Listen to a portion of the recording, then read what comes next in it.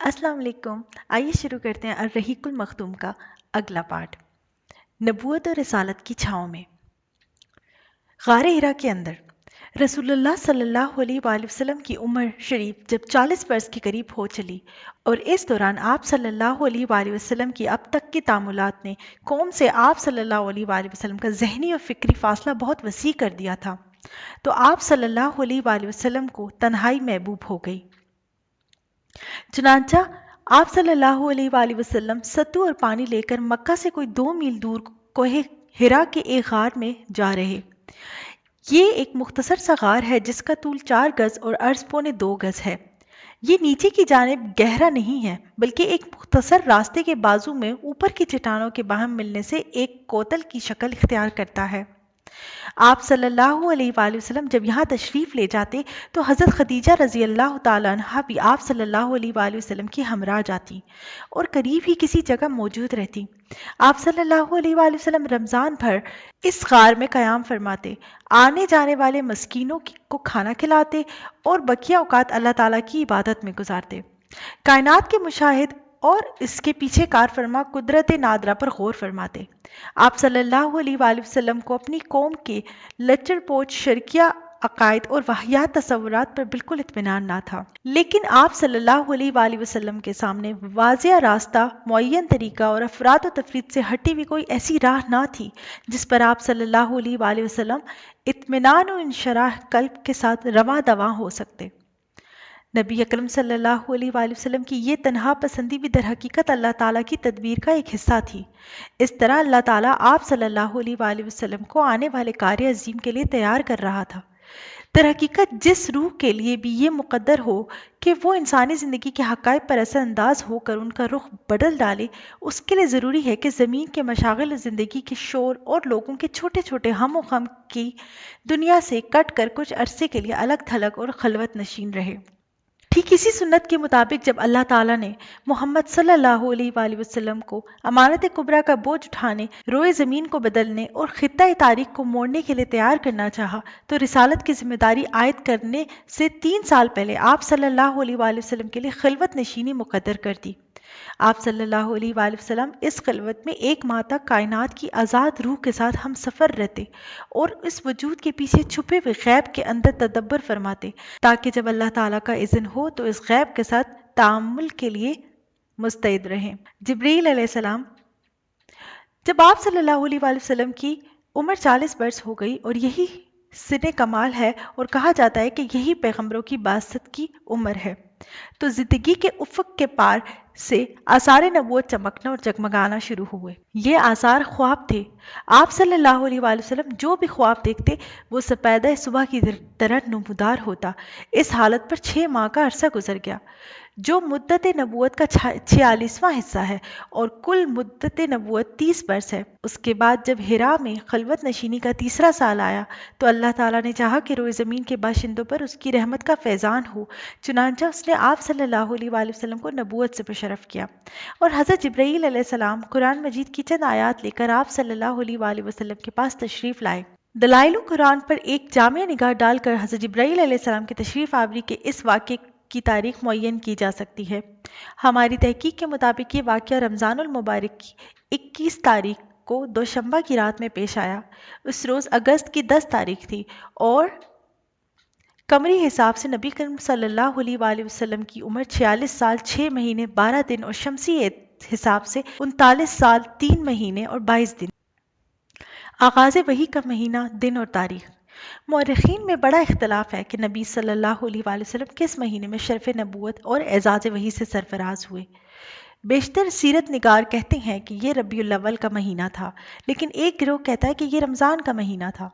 بعض یہ بھی کہتے ہیں کہ رجب کا مہینہ تھا۔ آئیے اب ذرا حضرت عائشہ رضی اللہ تعالیٰ عنہا کی زبانی سے اس واقعے کی تفصیلات سنیں۔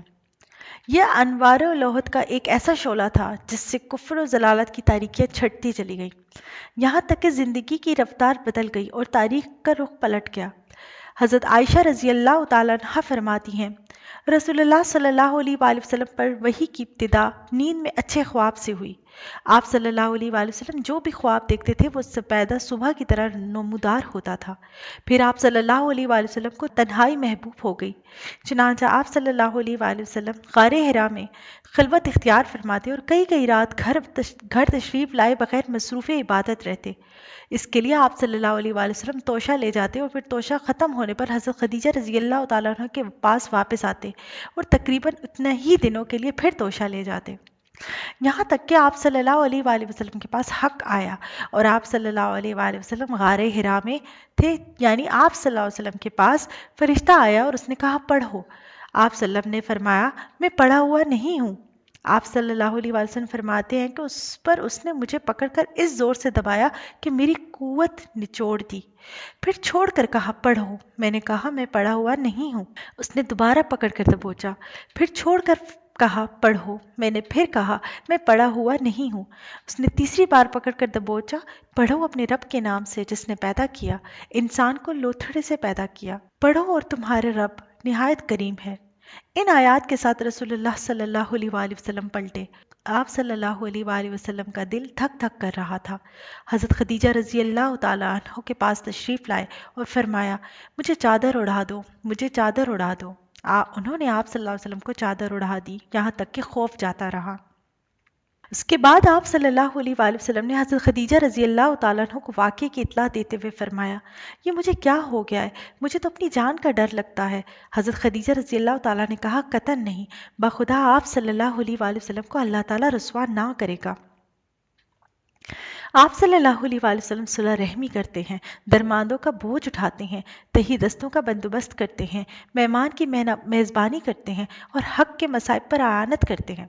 اس کے بعد حضرت خدیجہ رضی اللہ تعالیٰ عنہ آپ صلی اللہ علیہ وآلہ وسلم کو اپنے چچیرے بھائی ورقہ بن نوفل کے پاس لے گئیں۔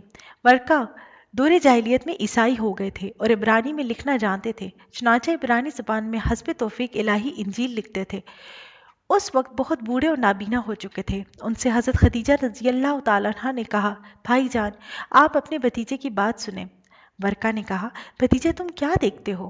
رسول اللہ صلی اللہ علیہ وآلہ وسلم نے جو کچھ دیکھا بیان فرما دیا۔ اس پر ورقہ نے آپ صلی اللہ علیہ وآلہ وسلم سے کہا یہ تو وہی ناموس ہے جسے اللہ تعالیٰ نے موسیٰ علیہ السلام پر نازل کیا تھا، کاش میں اس وقت توانا ہوتا، کاش میں اس وقت زندہ ہوتا جب آپ صلی اللہ علیہ وآلہ وسلم کی قوم آپ کو نکال دے گی۔ رسول اللہ صلی اللہ علیہ وآلہ وسلم نے فرمایا اچھا تو کیا یہ لوگ مجھے نکال دیں گے؟ ورقہ نے کہا ہاں، جب بھی کوئی آدمی اس طرح کا پیغام لایا جیسے تم لائے ہو تو اس سے ضرور دشمنی کی گئی، اور اگر میں نے تمہارا زمانہ پا لیا تو تمہیں زبردست مدد کروں گا۔ اس کے بعد ورقہ جلد ہی فوت ہو گئے اور وہی رک گئی۔ طبرہ اور ابن شام کی روایات سے معلوم ہوتا ہے کہ آپ اچانک وحی کی آمد کے بعد غار حرا سے نکلے تو پھر واپس آ کر اپنی بقیہ مدت قیام پوری کی، اس کے بعد مکہ تشریف لائے۔ طبرہ کی روایت سے آپ کے نکلنے کے سبب پر بھی روشنی پڑتی ہے۔ روایت یہ ہے رسول اللہ صلی اللہ علیہ وآلہ وسلم نے وحی کی آمد کا تذکرہ کرتے ہوئے فرمایا اللہ کی مخلوق میں شاعر اور پاگل سے بڑھ کر میرے نزدیک کوئی قابل نفرت نہ تھا، میں شدت نفرت سے ان کی طرف دیکھنے کی تاب نہ رکھتا تھا۔ اب جو وحی آئی تو میں نے اپنی وحی میں کہا کہ یہ ناکارہ یعنی خود آپ شاعر یا پاگل ہیں، میرے بارے میں قریش ایسی بات کبھی نہ کہہ سکیں گے۔ میں پہاڑ کی چوٹی پر جا رہا ہوں، وہاں سے اپنے آپ کو نیچے لڑکھا دوں گا اور اپنا خاتمہ کر لوں گا اور ہمیشہ کے لیے راحت پا جاؤں گا۔ آپ صلی اللہ علیہ وآلہ وسلم فرماتے ہیں کہ میں یہی سوچ کر نکلا، جب بیچ پہاڑ پر پہنچا تو آسمان سے ایک آواز آئی، اے محمد صلی اللہ علیہ وآلہ وسلم تم اللہ کے رسول ہو اور میں جبریل ہوں۔ آپ صلی اللہ علیہ وآلہ وسلم کہتے ہیں کہ میں نے آسمان کی طرف اپنا سر اٹھایا، دیکھا تو جبریل علیہ السلام ایک آدمی کی شکل میں افق کے اندر پاؤں جمائے کھڑے ہیں اور کہہ رہے ہیں اے محمد صلی اللہ علیہ وآلہ وسلم تم اللہ کے رسول ہو اور میں جبریل ہوں۔ آپ صلی اللہ علیہ وآلہ وسلم فرماتے ہیں کہ میں وہیں ٹھہر کر جبریل کو دیکھنے لگا اور اس شکل نے مجھے میرے ارادے سے غافل کر دیا۔ اب میں نہ آگے جا رہا تھا نہ پیچھے، البتہ اپنا چہرہ آسمان کے افق میں گھما رہا تھا اور اس کے جس گوشے پر بھی میری نظر پڑتی تھی جبریل اسی طرح دکھائی دیتے تھے۔ میں مسلسل کھڑا رہا، نہ آگے بڑھ رہا تھا نہ پیچھے، یہاں تک کہ خدیجہ رضی اللہ تعالیٰ عنہا نے میری تلاش میں اپنے قاصد بھیجے اور وہ مکہ تک جا کر پلٹ آئے۔ لیکن میں اپنی جگہ کھڑا رہا۔ پھر جبرائیل علیہ السلام چلے گئے اور میں بھی اپنے اہل خانہ کی طرف پلٹ آیا۔ حضرت خدیجہ رضی اللہ تعالیٰ عنہ کے پاس پہنچ کر ان کی ران کے پاس انہیں پر ٹیک لگا کر بیٹھ گیا۔ انہوں نے کہا، ابو القاسم، آپ صلی اللہ علیہ وآلہ وسلم کہاں تھے؟ بخدا میں نے آپ کی تلاش میں آدمی بھیجے اور وہ مکہ تک جا کر واپس آ گئے۔ اس کے جواب میں نے جو کچھ دیکھا تھا انہیں بتا دیا۔ انہوں نے کہا، آپ خوش ہو جائیے اور آپ ثابت قدم رہیے، اس ذات کی قسم جس کی قبضے میں میری جان ہے، میں امید کرتی ہوں کہ آپ صلی اللہ علیہ وآلہ وسلم اس امت کے نبی ہوں گے۔ اس کے بعد وہ ورقہ بن نوفل کے پاس گئیں، انہیں ماجرا سنایا۔ انہوں نے کہا، قدوس قدوس، اس ذات کی قسم جس کے ہاتھ میں ورقہ کی جان ہے، ان کے پاس وہی ناموس اکبر آیا ہے جو موسیٰ علیہ السلام کے پاس آیا کرتا تھا۔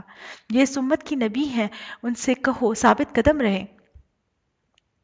اس کے بعد حضرت خدیجہ رضی اللہ تعالیٰ عنہ نے واپس آ کر آپ صلی اللہ علیہ وآلہ وسلم کو ورقہ کی بات بتائی۔ پھر جب رسول اللہ صلی اللہ علیہ وآلہ وسلم نے حرا میں اپنا قیام پورا کر لیا اور مکہ تشریف لائے تو آپ صلی اللہ علیہ وآلہ وسلم سے ورقہ نے ملاقات کی اور آپ صلی اللہ علیہ وسلم کی زبانی تفصیلات سن کر کہا، اس ذات کی قسم جس کے ہاتھ میں میری جان ہے، آپ صلی اللہ علیہ وآلہ وسلم اس امت کے نبی ہیں۔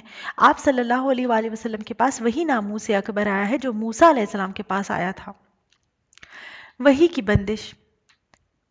رہی یہ بات کہ وحی کتنے دنوں تک بند رہی تو اس سلسلے میں ابن سعد نے ابن عباس رضی اللہ تعالیٰ عنہ سے ایک روایت نقل کی ہے، جس کا مفہوم یہ ہے کہ یہ بندش چند دنوں کے لیے تھی اور سارے پہلوؤں پر نظر ڈالنے کے بعد یہی بات یقینی معلوم ہوتی ہے، اور یہ جو مشہور ہے کہ وحی کی بندش 3 یا 2.5 سال تک رہی تھی تو یہ قطعاً غلط صحیح نہیں ہے، البتہ یہاں دلائل پر بحث کی گنجائش نہیں۔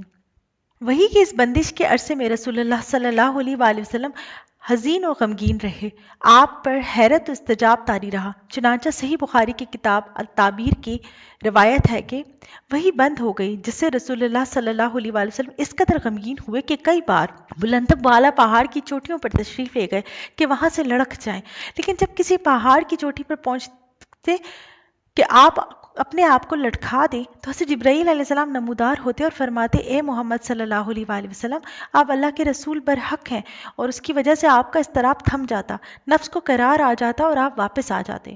پھر جب آپ صلی اللہ علیہ وآلہ وسلم پر وحی کی بندش طول پکڑتی جاتی تو آپ پھر اسی جیسے کام کے لیے نکلتے، لیکن جب پہاڑ کی چوٹی پر پہنچتے تو حضرت جبرائیل علیہ السلام نمودار ہو کر پھر وہی بات دہراتے۔ جبرائیل علیہ السلام دوبارہ وحی لاتے ہیں۔ حافظ ابن حجر رحمۃ اللہ فرماتے ہیں کہ یہ یعنی وحی کے چند روز بندش اس لیے تھی تاکہ آپ صلی اللہ علیہ وسلم پر جو خوف طاری ہو گیا تھا وہ رخصت ہو جائے اور دوبارہ وحی کی آمد کا شوق و انتظار پیدا ہو جائے۔ چنانچہ جب حیرت کے سائے سکڑ گئے، حقیقت کے نقوش پختہ ہو گئے اور نبی اکرم صلی اللہ علیہ وآلہ وسلم کو یقینی طور پر معلوم ہو گیا کہ آپ صلی اللہ علیہ وآلہ وسلم خدائے بزرگ و برتر کے نبی ہیں، اور آپ صلی اللہ علیہ وآلہ وسلم کے پاس جو شخص آیا تھا وہ وحی کا سفیر اور آسمانی خبر کا ناقل ہے، اور اس طرح وحی کے لیے آپ صلی اللہ علیہ وآلہ وسلم کا شوق اور انتظار اس بات کا ضامن ہو گیا کہ آئندہ وحی کی آمد پر آپ صلی اللہ علیہ وآلہ وسلم ثابت قدم رہیں گے اور اس بوجھ کو اٹھا لیں گے۔ تو حضرت جبرائیل علیہ السلام دوبارہ تشریف لائے۔ صحیح بخاری میں حضرت جابر بن عبداللہ رضی اللہ تعالیٰ عنہ سے مروی ہے کہ انہوں نے رسول اللہ صلی اللہ علیہ وآلہ وسلم کی زبانی بندش وحی کا واقعہ سنا۔ آپ صلی اللہ علیہ وآلہ وسلم فرما رہے تھے، میں چلا جا رہا تھا کہ مجھے اچانک آسمان سے ایک آواز سنائی دی۔ میں نے آسمان کی طرف نگاہ اٹھا کر دیکھا تو کیا دیکھتا ہوں کہ وہی فرشتہ جو میرے پاس حرا میں آیا تھا آسمان و زمین کے درمیان ایک کرسی پر بیٹھا ہے۔ میں اس سے خوفزدہ ہو کر زمین کی طرف جھکا، پھر میں نے اپنے اہل خانہ کے پاس آ کر کہا، مجھے چادر اڑا دو، مجھے چادر اڑا دو۔ انہوں نے مجھے چادر اڑا دی۔ اس کے بعد اللہ تعالیٰ نے یا ایھا المدثر والرجز فہجر تک نازل فرمائی۔ نزول وحی میں گرمی آ گئی اور وہ پیابے نازل ہونے لگے۔ وحی کی اقسام۔ اب ہم سلسلہ بیان سے ذرا ہٹ کر یعنی رسالت و نبوت کی حیات مبارکہ کی تفصیلات شروع کرنے سے پہلے وحی کی اقسام کا ذکر کرنا چاہتے ہیں، کیونکہ یہ رسالت کا مصدر اور دعوت کی کمک ہے۔ علامہ ابن قیم رحمۃ اللہ علیہ نے وحی کے حسب ذیل مراتب ذکر کیے ہیں۔ سچا خواب، اس سے نبی صلی اللہ علیہ وآلہ وسلم کے پاس وحی کی ابتدا ہوئی۔ نمبر 2، فرشتہ آپ صلی اللہ علیہ وسلم کو دکھائی دیے بغیر آپ کے دل میں بات ڈال دیتا تھا۔ مثلا نبی کریم صلی اللہ علیہ وسلم کا ارشاد ہے، روح القدس نے میرے دل میں یہ بات پھونکی کہ کوئی نفس مر نہیں سکتا یہاں تک کہ اپنا رزق پورا کر لے۔ بس اللہ تعالیٰ سے ڈرو اور طلب میں اچھائی اختیار کرو۔ رزق کی تاخیر تمہیں اس بات پر آمادہ نہ کرے کہ تم اس سے اللہ کی معصیت کے ذریعے تلاش کرو، کیونکہ اللہ کے پاس جو کچھ ہے وہ اس کی اطاعت کے بغیر حاصل نہیں کیا جا سکتا۔ نمبر 3، فرشتہ نبی صلی اللہ علیہ وآلہ وسلم کے لیے آدمی کی شکل اختیار کر کے آپ صلی اللہ علیہ وسلم کو مخاطب کرتا ہے، پھر جو کچھ وہ کہتا ہے اسے آپ صلی اللہ علیہ وآلہ وسلم یاد کر لیتے۔ اس صورت میں کبھی کبھی صحابہ رضی اللہ تعالیٰ عنہ بھی فرشتے کو دیکھا کرتے تھے۔ نمبر 4، آپ صلی اللہ علیہ وآلہ وسلم کے پاس وحی گھنٹی کے ٹن ٹن کی طرح آتی تھی۔ وحی کی یہ سب سے سخت صورت ہوتی تھی۔ اس صورت میں فرشتہ آپ صلی اللہ علیہ وآلہ وسلم سے ملتا تھا، اور وحی آتی تھی تو سخت جاڑے کے زمانے میں بھی آپ صلی اللہ علیہ وآلہ وسلم کی پیشانی سے پسینہ پھوٹ پڑتا تھا، اور آپ صلی اللہ علیہ وآلہ وسلم اونٹنی پر سوار ہوتے تو وہ زمین پر بیٹھ جاتی۔ ایک بار اس طرح وحی آئی کہ آپ صلی اللہ علیہ وآلہ وسلم کی ران حضرت زید بن ثابت رضی اللہ تعالیٰ عنہ کی ران پر تھی، تو ان پر اس قدر گراں بار ہوئی کہ معلوم ہوتا تھا ران کچل جائے گی۔ نمبر 5، آپ صلی اللہ علیہ وآلہ وسلم فرشتوں کو اس کی اصل پیدائشی شکل میں دیکھتے تھے، اور اسی حالت میں وہ اللہ تعالیٰ کی حسب مشیت آپ صلی اللہ علیہ وآلہ وسلم کی طرف وحی کرتا تھا۔ یہ صورت آپ صلی اللہ علیہ وآلہ وسلم کے ساتھ 2 مرتبہ پیش آئی، جس کا ذکر اللہ تعالیٰ نے سورۃ النجم میں فرمایا ہے۔ نمبر 6، وہ وحی جو آپ صلی اللہ علیہ وآلہ وسلم پر معراج کی رات نماز کی فرضیت وغیرہ کے سلسلے میں اللہ تعالیٰ نے اس وقت فرمائی جب آپ صلی اللہ علیہ وآلہ وسلم آسمانوں کے اوپر تھے۔ نمبر 7، فرشتے کے واسطے کیے بغیر اللہ تعالیٰ کے آپ سے حجاب میں رہ کر براہ راست گفتگو، جیسے اللہ تعالیٰ نے موسیٰ علیہ السلام سے گفتگو فرمائی تھی۔ وحی کی یہ صورت موسیٰ علیہ السلام کے لیے نص قرآنی سے قطعی طور پر ثابت ہے، لیکن نبی اکرم صلی اللہ علیہ وآلہ وسلم کے لیے اس کا ثبوت قرآن کے بجائے معراج کی حدیث میں ہے۔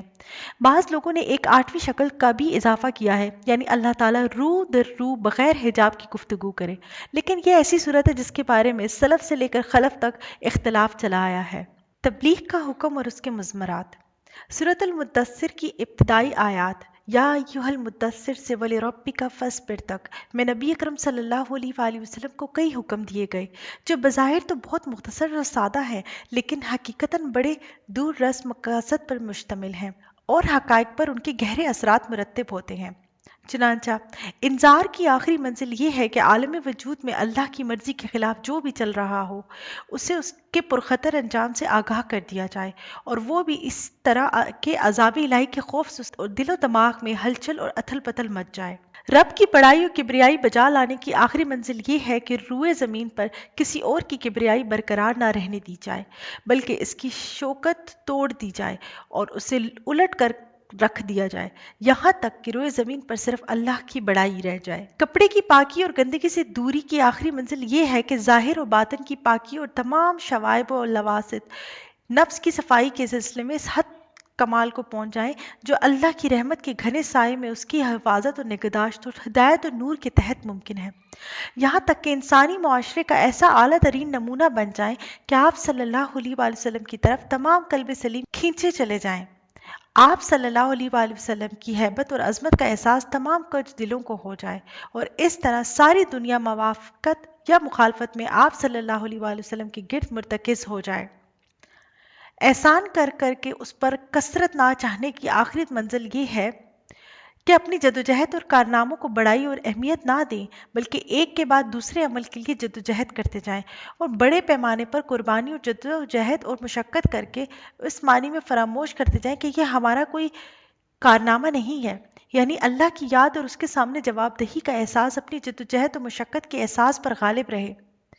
آخری آیت میں اشارہ ہے کہ اللہ کی طرف دعوت کا کام شروع کرنے کے بعد معاندین کی جانب سے مخالفت، استہزاء، ہنسی اور ٹھٹے کی شکلوں میں ایذا رسانی سے لے کر آپ صلی اللہ علیہ وآلہ وسلم کو اور آپ صلی اللہ علیہ وسلم کے ساتھیوں کو قتل کرنے اور آپ صلی اللہ علیہ وآلہ وسلم کے گرد جمع ہونے والے اہل ایمان کو نیست و نابود کرنے تک کی بھرپور کوششیں ہوں گی۔ آپ صلی اللہ علیہ وآلہ وسلم ان سب سے سابقہ پیش آئے گا۔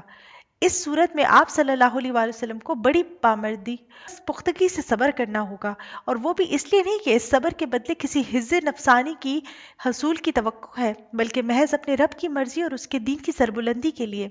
وَلِرَبِّكَ فَاصْبِرْ، اللہ اکبر! یہ احکامات اپنی ظاہری شکل میں کتنے سادہ اور مختصر ہیں، اور ان کی الفاظ کی بندش کتنی پرسکون اور پرکشش ہے۔ لیکن عمل اور مقصد کے لحاظ سے یہ احکامات کتنے بھاری ہیں، کتنے بعظمت اور کتنے سخت ہیں، اور ان کے نتیجے میں کتنی سخت آندھی برپا ہوگی جو ساری دنیا کے گوشے گوشے کو ہلا کر اور ایک کو دوسرے سے گتھ کر رکھ دے گی۔